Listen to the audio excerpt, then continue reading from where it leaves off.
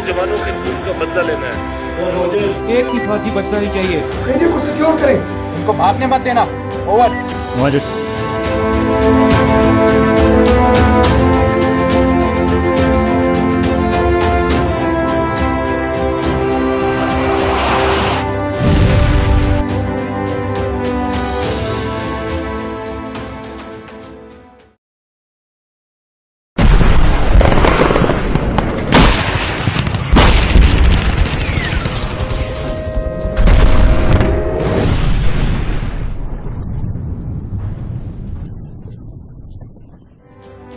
गरूर और तकब्बुर के नशे में चूर बुज़दिल दुश्मन हिंदुस्तान ने पहलगाम फॉल्स फ्लैग ऑपरेशन की आड़ में पाकिस्तान पर हमला करने का नापाक मंसूबा बनाया। अगला कदम था अपने मीडिया पर जंगी जुनून और पागलपन की फिजा कायम करना। दुश्मन ने पाकिस्तान के खिलाफ गुमराहकुन प्रोपेगेंडा, खोखले इल्जामात और झूठी खबरों की बौछार कर दी। आपने देखा उनका सिंगल पॉइंट एजेंडा था कि उन्होंने परसेप्शन को रियलिटी से बड़ा करके दिखाया। नरेंद्र मोदी ने हमें ये साबित करने का मौका दिया। दुनिया ने देखा, दुनिया आज ये सोचती है कि अगर ये लोग दिन दिहाड़े, इनका एक नहीं दो नहीं, इनका पूरे का पूरा मीडिया इस तरीके की झूठ बोल सकता है जिसके लिए कम से कम लफ्ज मेरे पास लग़वियात है, बकवासियात है, कम से कम लफ्ज, कि कराची पे कब्जा हो जाता है, लाहौर में पोर्ट दरियाफ्त हो जाता है, फिर उस पर कब्जा हो जाता है और पता नहीं क्या कुछ हो जाता है। तो दुनिया सोचने पर मजबूर हो गई कि यार ये तो दिन दिहाड़े इतना झूठ बोलते हैं, ये अपनी आवाम के साथ वैसे कितना झूठ बोलते होंगे। आज का जो दौर है इसमें जो डिसइंफॉर्मेशन है, फेक न्यूज़, उसको एक जंगी हथियार के तौर पे इस्तेमाल किया जाता है। तो जो इंडियन मीडिया है उसने बहुत सोच समझ कर अपनी फौज और इंटेलिजेंस एजेंसीज की गाइडेंस में पाकिस्तान के खिलाफ एक डिसइंफॉर्मेशन की कैंपेन चलाई। दुश्मन का मीडिया उसने झूठ फैलाया, झूठ को आगे बढ़ाया और पूरी दुनिया जो है उसका निशाना है, मलामत बन गया। इंडिया की तरफ से सिर्फ फॉल्स फ्लैग ऑपरेशन नहीं था या पहलगाम तक मामला नहीं था, सिर्फ वो झूठ नहीं था, बल्कि उसका मीडिया भी झूठ बोल रहा था, उनकी फौज भी झूठ बोल रही थी, उनके सियासतदान, उनके हुक्मरान भी झूठ बोल रहे थे। बहुत जल्द एक ऐसा वक्त आ गया जब उनके लोगों ने उन पर लान तान शुरू कर दी, और फिर वो वक्त आ गया जब उनके लोगों ने सच तक रसाई हासिल करने के लिए हमारा मीडिया देखना शुरू किया। मीडिया अपना महाज लड़ता रहा, आवाम अपना महाज लड़ती रही, फौज अपना महाज लड़ती रही। यही वजह है सच की ताकत ने अपना असर दिखाया। इंडियंस के पास ये एडवांटेज नहीं था, उनके पास उनको सिर्फ और सिर्फ एक चीज का सहारा था और वो था झूठ। पाकिस्तान की आला क़यादत ने दुश्मन को हतमी जवाब देने का फैसला किया, ऐसा जवाब जिसकी गूंज आज भी सुनाई दे रही है। मार्के हक के दौरान 6-7 मई की रात दुश्मन की बुज़दिलाना कार्रवाई में मेरे 2 साथी जख्मी हुए। इन रिस्पॉन्स मैंने दुश्मन की ग्रीन प्लेटू पोस्ट को डायरेक्ट और इनडायरेक्ट वेपन के साथ भारी नुकसान पहुंचाया। मैंने दुश्मन के बटालियन हेडक्वार्टर को अपने मोटर्स और आर्टिलरी से इंगेज करवाया। चंद ही लम्हों में वहां पे आग लग गई और दुश्मन को बटालियन हेडक्वार्टर और पोस्ट छोड़कर भागना पड़ा। डर और खौफ की वजह से दुश्मन ने अपनी पोस्ट पर सफेद झंडा लहराया।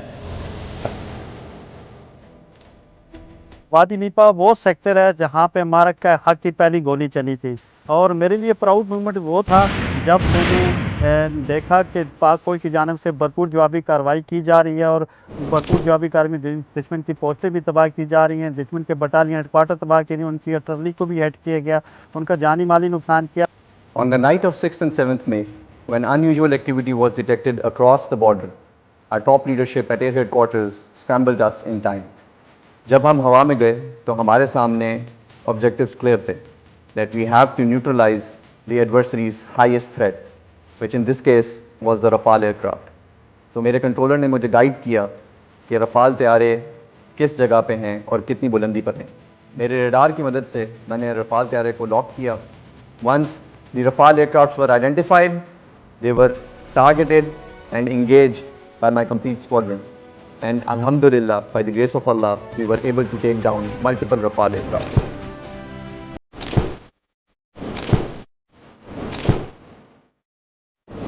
Indian naval aircraft carrier INS Vikrant, जब हमें इस बात का इंटेलिजेंस मिली कि वो हमारी समुद्री हदूद की तरफ बढ़ रहा है, हम उनके एयरक्राफ्ट कैरियर को पूरी तरह से ट्रैक कर रहे थे और हमें इनकी लम्हा बलम्हा मूवमेंट्स का इतराक था। तो पाकिस्तान नेवी की तमाम यूनिट एक एग्रेसिव पोस्चर में चली गई, जिसको देखते हुए Indian navy aircraft carrier INS Vikrant की इतनी हिम्मत नहीं हुई कि वो हमारी समुद्री हदूद की तरफ बढ़ सके।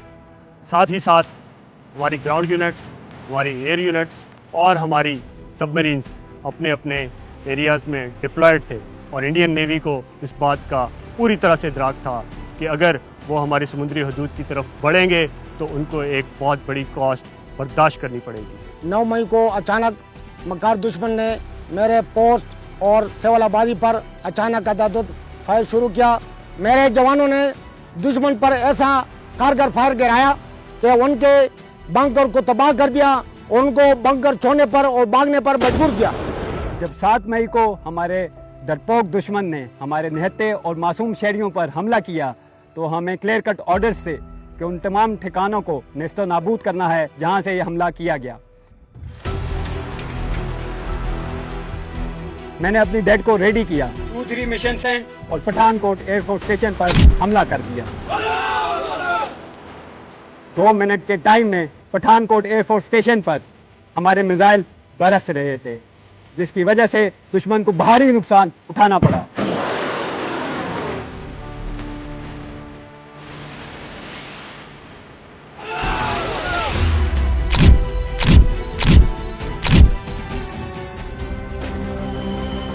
On the eve of 10th of May, मुझे कहा गया कि S-400 इंगेज करना है। जैसे कि आपको सब पता है कि S-400 एक बहुत ही जदीद, advance and state of the art air defence system है। I was lucky that Allah subhanahu wa ta'ala chose me for this mission to engage the S-400. मुझे डिटेल किया गया कि 3 JF-17s की फॉर्मेशन को लीड करूं, एयरबोर्न हूं और जाके S-400 को न्यूट्रलाइज करना है। जब मैं अपनी 3 शिप को लेके एयर में गया and I engage and launch my missiles and I ensured the neutralisation and destruction of the enemy S-400. Subsequently, we safely came back and landed our jets and we achieved mission objectives. जुल्म की दौलत तेल हुई, Rafale गिरे, Rafale हुई। जब कौम वतन की जाग गई, दिल्ली तक दिल की आग गई। तारीख गवाही देती है, जब दुश्मन ने ललकारा है, हक व बातिल का मैदान सजा, तो दुश्मन चुन कर मारा है। Pakistan's Ministry of Foreign Affairs, as a part of national effort, spearheaded a decisive diplomatic response, safeguarding our sovereignty and securing peace. In this connection, we are grateful for the national leadership's acknowledgement that the Ministry of Foreign Affairs' exemplary and tireless efforts were pivotal in strengthening Pakistan's diplomatic position, successfully de-escalating the crisis and reaffirming the nation's unwavering commitment to defend its security and interests. फिर वो वक्त आया कि हमारे लोग हमारे साथ जुड़ते चले गए। मैं अकेला ही चला था जाने में मंजिल, मगर लोग साथ आते गए और कारवां बनता गया। फिर वो वक्त आया कि जब वहां की गवर्नमेंट ने पाकिस्तान के चैलेंज को ब्लॉक करना शुरू किया, क्योंकि सच की अपनी एक ताकत होती है। मैं कहता रहा हमने ये जहाज गिराया, हमने ये जहाज गिराया, हमारे पास इसका इलेक्ट्रॉनिक सिग्नेचर है, हमारे पास इसका इलेक्ट्रॉनिक सिग्नेचर है। एक एक लफ्ज जो हमने कहा अल्हम्दुलिल्लाह सच साबित हुआ। एक एक झूठ जो वहां से बोला गया अल्हम्दुलिल्लाह उनकी रुसवाई का सबब है। हमने सच बोला, सच लिखा और हम शुक्रगुजार हैं अपनी अफवाज के, हम शुक्रगुजार हैं अपनी हुकूमत के कि उन्होंने हमें ये मौका ही नहीं दिया कि हमें झूठ बोलने की ज़रूरत पड़े। अल्लाह के फजल से पूरी दुनिया के सामने ये बात आई कि पाकिस्तान ने इंडियंस को परसेप्शन को रियलिटी से बड़ा नहीं होने दिया। 1 और 2 मई की दरमियानी रात को एक भारी तश्कील ने फितना अल ख्वारिज की पाक अफ़गान बॉर्डर पे दरअंदाज़ी करने की कोशिश की। जब ये तश्कील हमें डिटेक्ट हुई, अल्हम्दुलिल्लाह हमारी सर्वेलेंस डिवाइसेस की वजह से और मेरे जवानों की काबिलियत और ऑफिसर्स की काबिलियत की वजह से, तो हमने इसको डिटेक्ट करने के बाद हमने कहा कि इसको हम ल्योर करेंगे, इस पे हम फायर करके इनको भगाएंगे नहीं, क्योंकि उनके पास साजो सामान इतना ख़तरनाक था जो कि किसी और जगह से भी वो एंटर होके तो पाकिस्तान को नुकसान दे सकते थे। अल्हम्दुलिल्लाह उनको हमने ल्योर इन किया और अपने किलिंग जोन में लेके आए और वहाँ पे हमने उनको इफ़ेक्टिवली इंगेज किया, जो लड़ाई हमारी 2 रातों तक तकरीबन चलती रही। और इसके बाद अल्हम्दुलिल्लाह हमने सब के सब को जहन्नम वासिल किया। और इस पूरे ऑपरेशन के बाद जो सबसे ख़ास बात यह है कि अल्लाह का हम पे इतना एहसान रहा कि हमारी एक भी कैजुअल्टी नहीं हुई। हमें पता था कि इस फॉल्स फ्लैग ऑपरेशन के बाद इंडिया इस खत्ते की सलामती को नुकसान पहुंचाने के लिए भरपूर कोशिश करेगा। इंडिया ने बलूचिस्तान के अंदर मौजूद अपनी प्रॉक्सीज को एक्टिवेट किया और बलूचिस्तान भर के अंदर दर्जनों टेररिस्ट एक्टिविटीज़ प्लान की, जिसको FC बलूचिस्तान के जवानों ने और ऑफिसर्स ने मिलकर नाकाम बनाया। न सिर्फ नाकाम बनाया बल्कि दर्जनों टेररिस्ट को हलाक किया और कईयों को गिरफ्तार किया। इसी तरह मार्का हक के दौरान मई के महीने में जब हमारी अफवाज मशरकी महाज पर भारत की अफवाज को शिकस्त फाश दे रही थी, खैबर पख्तूनख्वा पुलिस के खिलाफ भी ऐसे ही भारतीय एजेंटों ने पे दर पे हमले किए, लेकिन खैबर पख्तूनख्वा पुलिस की बहादुर पुलिस फोर्स ने अफवाज और इंटेलिजेंस एजेंसी के साथ मिलकर इन तमाम हमलों को नाकाम किया और दर्जनों भारतीय एजेंटों को जहन्नुम वासिल किया।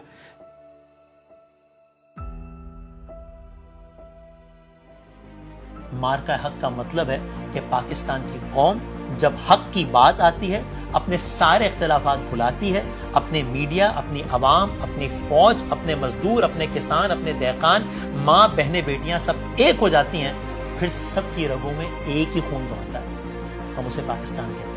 इंशाल्लाह आने वाले दौर में भी भारत के साथ होने वाले हर मार्के में पाकिस्तान के इंफॉर्मेशन वॉरियर्स आपको फ्रंट रो में लड़ते हुए नजर आएंगे। भारत के लिए एक पैगाम है कि आपने एक दफ़ा तो ये कोशिश कर ली, आपने कोशिश करके देख लिया, उसका मजा भी आपने चख लिया।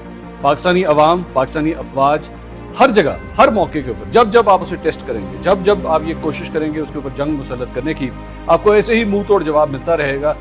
हर जगह आपको अफवाज पाकिस्तान अपनी अवाम के साथ शाना बशाना खड़े रहेंगे। अल्हम्दुलिल्लाह मुझे फ़ख्र है इस बात पर कि मैं और मेरे बहादुर जवान मार्का हक के इस इम्तिहान में सुरखरू हुए।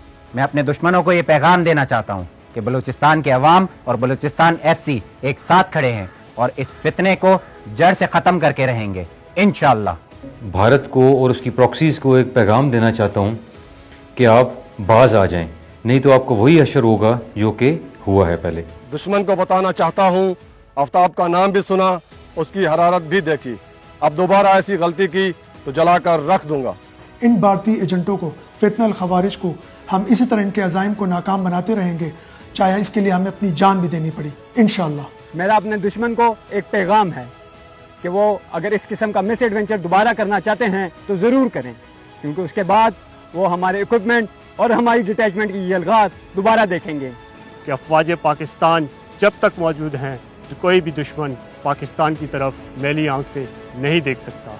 पाकिस्तान अफवाज जिंदाबाद। इर्तिजा शहीद को मारने वाले डरपोक हैं। मैं पायलट बनूंगी और मैं भी इंडिया के जहाज गिराऊंगी।